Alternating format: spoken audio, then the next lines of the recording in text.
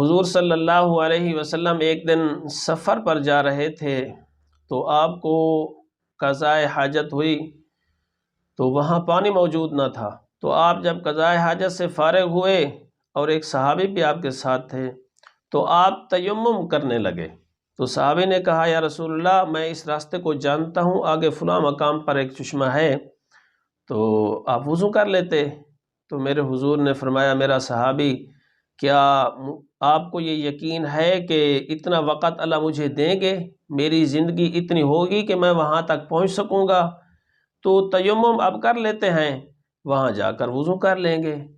تو میرے دوستو، باوضو رہنا، اپنے آپ کو پاک و صاف رکھنا، یہ انبیاء کی سنت ہے، اولیاء کی سنت ہے، اور اللہ تعالیٰ کا بہت محبوب پسندیدہ عمل ہے۔ جو انسان ہر وقت باوضو رہتا ہے، اللہ کے نوری فرشتے اور اللہ کے وہ فرشتے جو رحمت لے کر آتے ہیں وہ اس آدمی کے ارد گرد جمع ہو جاتے ہیں اور اللہ کی رحمتیں اس پر برستی ہیں اور برکتیں اس کے گھر میں نازل ہوتی ہیں اور مصیبتیں بلائیں دفع ہو جاتی ہیں۔ کوشش کیا کریں کہ جب بھی وضو ٹوٹ جائے تو وضو کر لیا کریں۔ اللہ تعالی ہم سب کو توفیق عمل عطا فرمائے۔